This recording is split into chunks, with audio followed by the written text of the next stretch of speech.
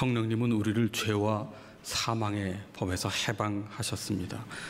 그리고 더 이상 정죄 아래에서 살아가는 삶이 아니라 자유케 하는 생명의 복음 안에서 살도록 우리를 이끌어 주십니다. 그래서 다른 사람을 정죄하거나 판단하는 일도, 또 자기 자신을 학대하며 비난하는 일도 멈추고 이제 그 주님의 십자가와 부활의 복음의 능력 아래에서, 은혜 아래에서 새로운 피조물로서 거룩한 삶을, 자유케 된 삶을 살아가게 되는 거지요. 성령님은 또한 우리를 자녀라고, 하나님의 자녀라고 증언하시고, 또 상속자의 신분, 하나님의 상속자, 왕의 상속자의 신분이 되었음을 우리에게 증언하십니다. 그리고 주님과 함께 영광을 받기 위하여 주님과 함께 고난을 받는 특권이 우리에게 있다고 그렇게 말씀하고 계시지요. 하지만 여기에서 이 고난은 영구적인 고난이 아닙니다. 생각하건대 현재의 고난은 장차 나타날 영광과 비할 수 없는 것이기 때문이지요.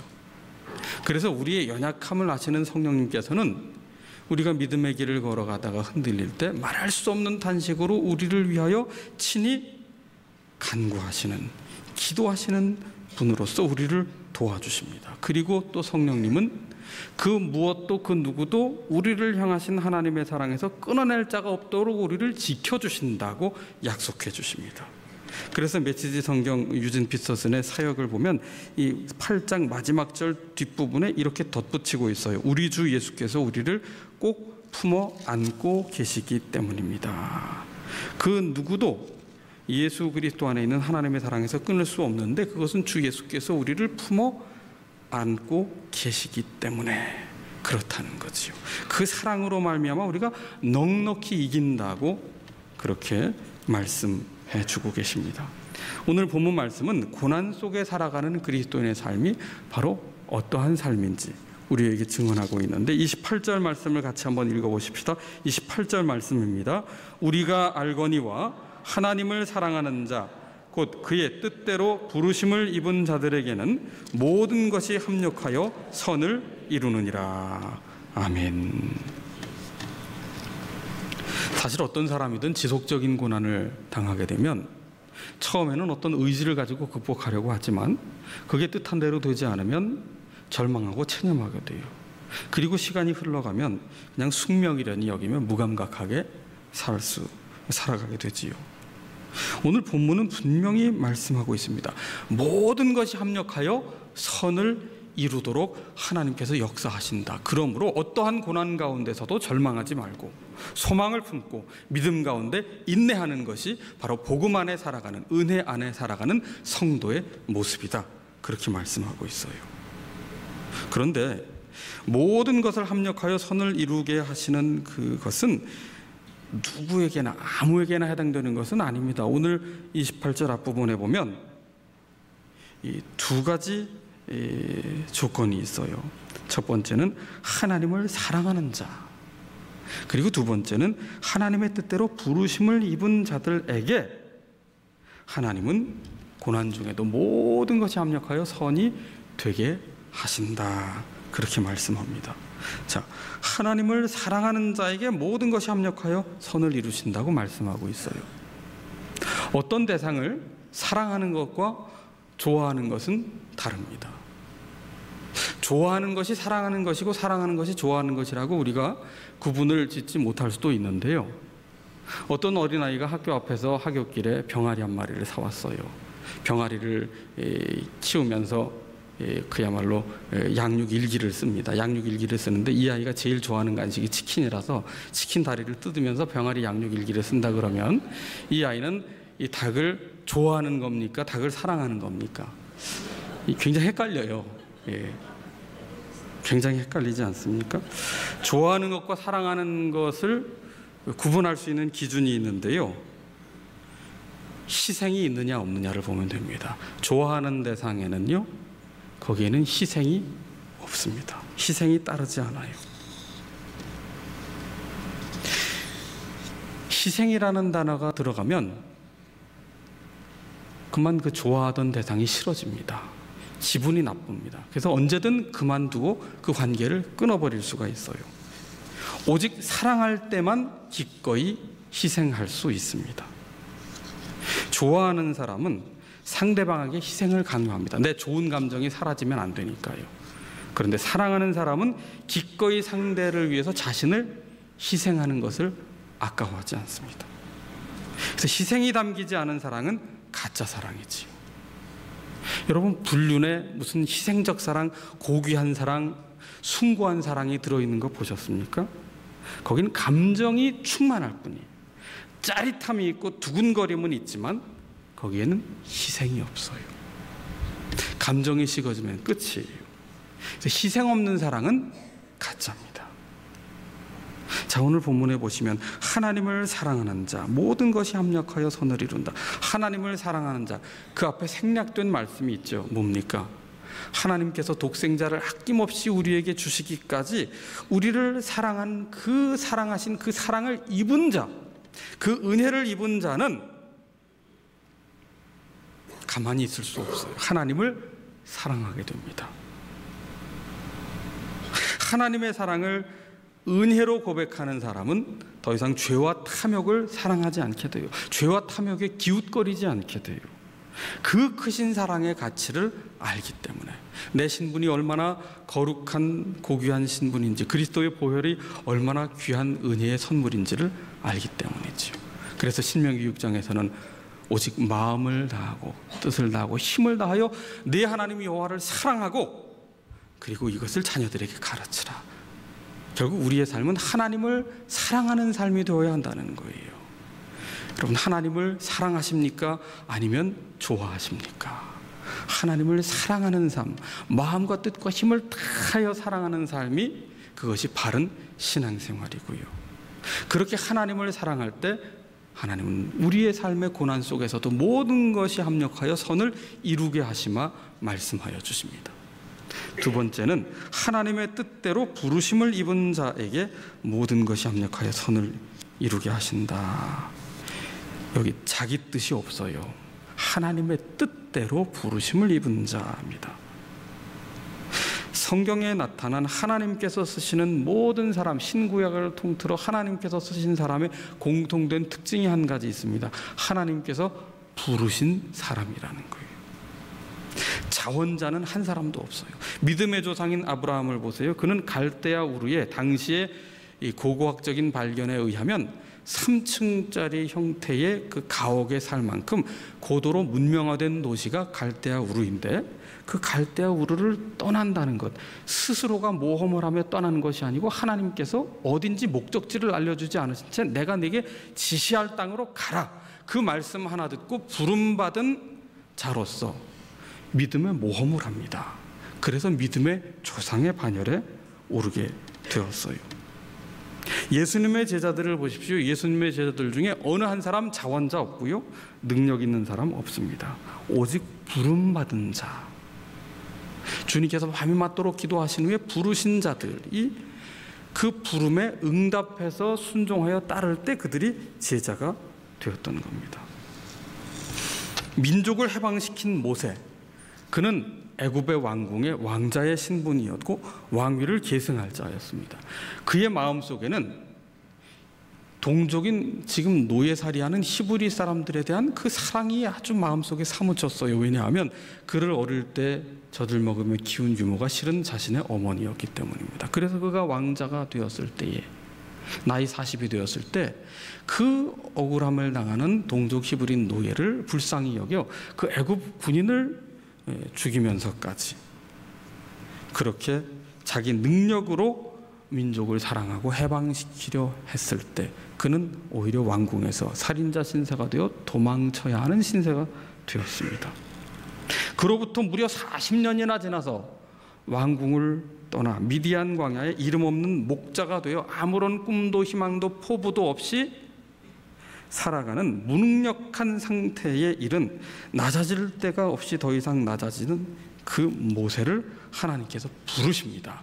그러면서 말씀하시지요. 너는 바로에게로 가라. 파라오에게로 가라. 그때 모세의 첫 마디 대답이 무엇이었습니까? 나는 입술이 둔한 사람입니다. 혀가 뻣뻣한 사람입니다. 저는 못 갑니다. 하나님은 부르셔서 자원자가 아니라 부름받은 자를 쓰시는 하나님이십니다.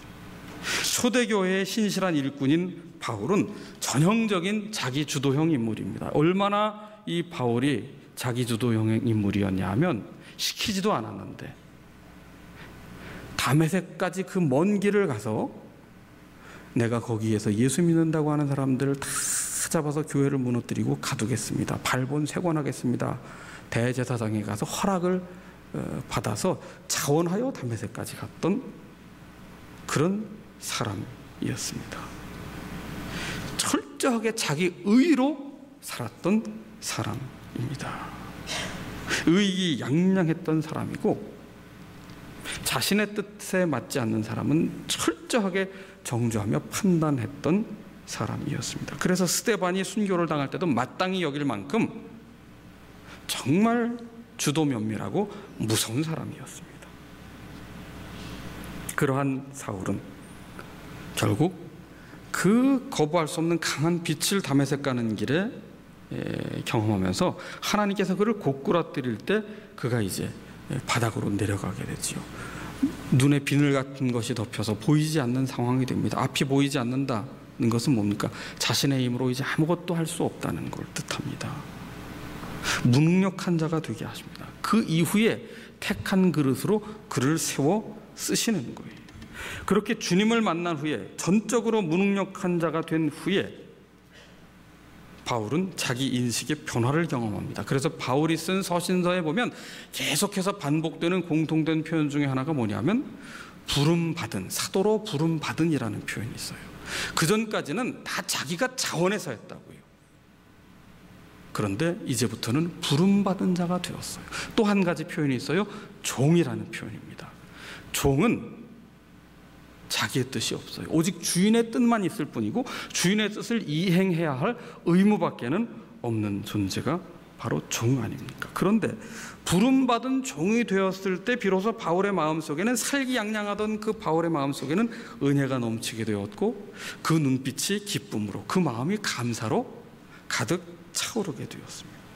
예수님 만나기 전에 정죄하고 판단하고 살의가 가득했던 모습은 다 사라지고 부름받은 종의 모습 속에 은혜가 가득한 모습이 되었던 것이죠. 이것이 부름받은 자입니다. 부름받은 자, 하나님의 뜻대로 부름받은 자. 이렇게 하나님을 사랑하는 자요 하나님의 뜻대로 부르심을 입은 자에게 모든 것이 합력하여 선을 이루게 하신다. 하나님께서.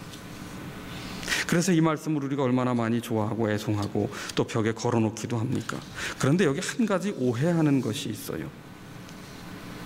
모든 것이 합력하여 선을 이룬다는 이 구절을 무엇이 어떻게 되든 다 내 마음이 원하던 대로 내가 노력한 대로 내가 바라던 대로 다 잘 될 것이다. 그렇게 해석하는 경우입니다. 이렇게 자의적으로 해석할 경우에 어떤 문제가 생기느냐 하면 우리 삶에는 고난이 있으면 안 돼요. 다시 말해서 우리가 예기치 못했던 바라지 않던 상황이 벌어지면 이건 안 되는 겁니다. 원치 않던 고난이 다가오는 것은 내 삶의 선이 아니라 악이 되고 말거든요. 우리가 인생길에 얼마나 수없이 많은 고난을 마주합니까? 더욱이 예수님을 주님으로 믿고 복음을 따라 살려고 할 때에 우리가 마주하는 고난이 있다고요. 이해가 되지 않고 해석이 되지 않는 수많은 고민이 있습니다. 수많은 고난이 있습니다. 이 고난 앞에 때로는 체면이 상하고 자존심이 상하고 어떻게 이것을 받아들여야 될지 모를 이 고난이 우리의 폐부를 찌르듯 우리를 고통스럽게 한단 말이죠. 이 고난의 문제를 어떻게 다루어야 하느냐. 오늘 본문 말씀은 어떻게 하든 모든 것이 내 기대대로 잘 풀릴 것이라는 뜻에서 합력하여 선이 된다고 말씀하지 않아요. 우리의 삶에 주님을 따르기에 어떠한 고난을 마주한다 하더라도 하나님을 사랑하는 자, 하나님의 뜻대로 부르심을 입은 자들에게는 하나님께서 궁극적으로 반드시 선을 이루어 주신다. 우리가 바라는 대로가 아니라 하나님의 뜻 가운데 선을 이루어 주신다. 하나님은 실수가 없으신 분이에요. 하나님은 완전하신 분이에요. 더욱이 모든 것을 합력하여 선을 이루신다. 모든 것입니다. 모든 것. 우리 인생을 살다 보면 우리가 기대하고 만족하는 것도 있고 우리가 우리의 인생에서 좀 기억하지 않을 만한, 우리의 인생에서 일어나지 않았으면 좋았을 법한 일을 우리가 경험할 때가 있잖아요. 근데 모든 것이 합력하여 선이 되게 하신다. 우리는 이 나쁜 것은 다 제외하기를 원해요. 하나님이 우리를 정말 사랑하신다면 우리 인생에는 좋은 것만 있어야 된다. 해 뜰 날만 있어야 된다. 꽃길만 걸어야 된다. 이 비성경적인 전제입니다.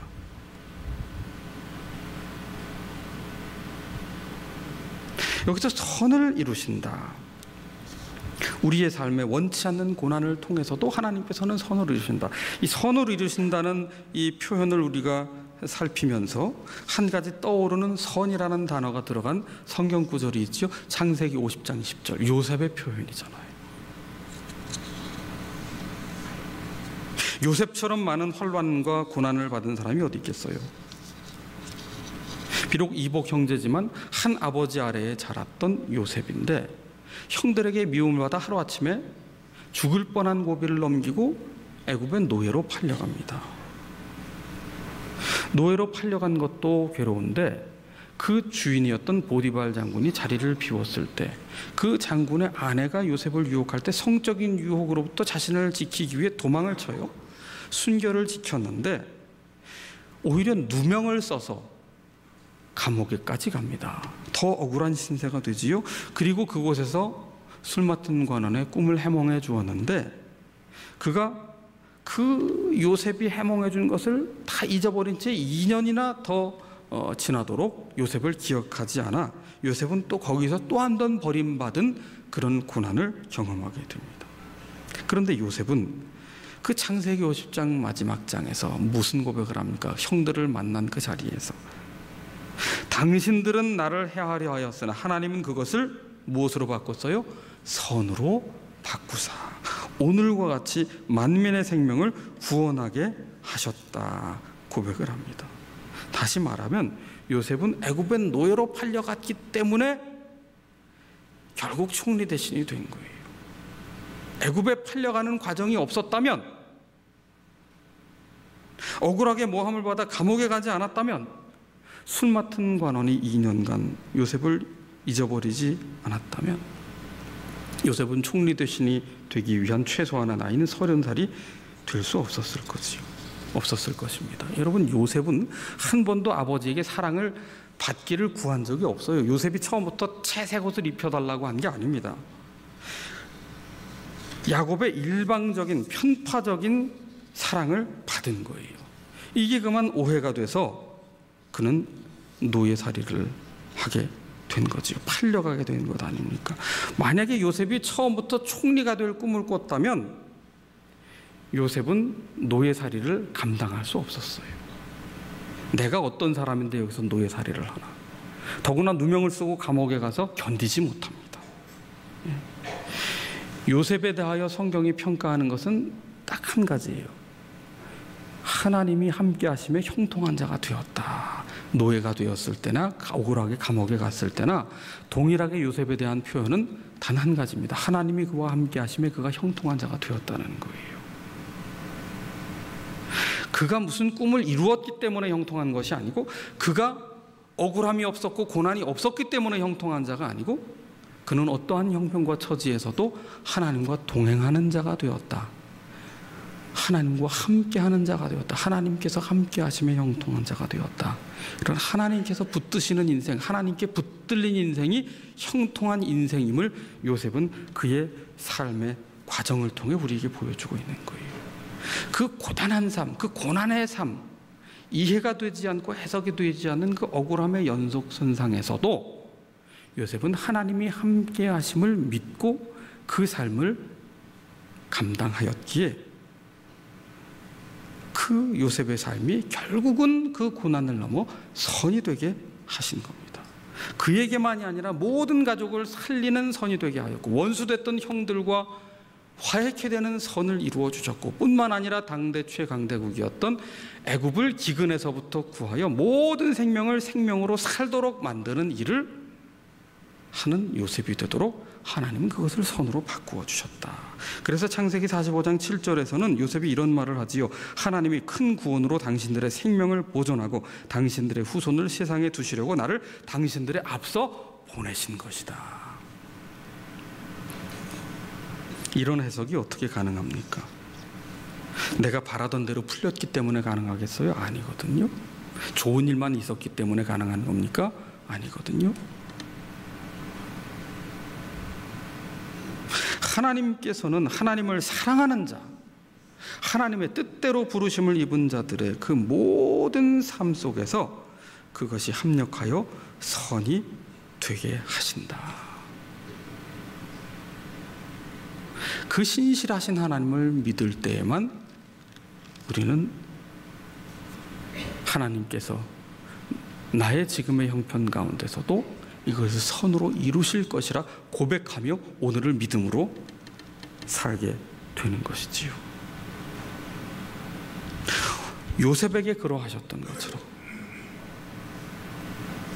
바로 오늘 우리의 삶 속에서도 하나님께서는 선한 일이 이루어지도록 우리의 아픈 현실 가운데서도 하나님은 친히 역사하고 계신 분이십니다. 지금 내 모습과 나의 현실이 부족해 보이더라도 낙심하지 말아야 될 이유, 누군가에게 분노를 쏟아내며 판단하며 정죄하는 것이 아니라 또 실망한 자신을 향하여 자학하고 비난하는 것이 아니라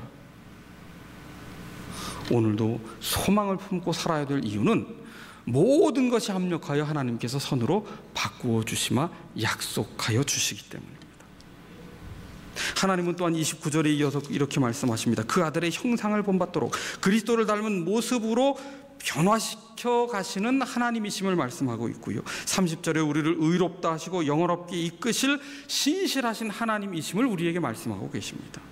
그러므로 광야 인생길 주님의 형상을 이루며 주님의 영광을 드러내는 삶이 되도록 이끄시며 우리에게 모든 환경 속에서 선을 이루실 그 하나님을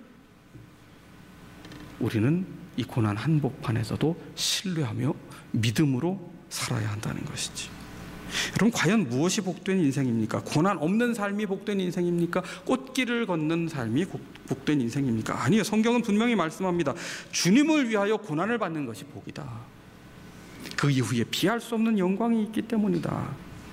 그 영광으로 인도하실 소망에 하나님을 붙들며 오늘 이해할 수 없는 현실의 아픔을 인내하는 것이 바로 믿는 이의 삶의 모습이어야 한다는 것이지요. 하나님은 우리의 고난과 아픔 중에 쏟아내는 탄식을 결코 애가로만 끝나게 하지 않으십니다.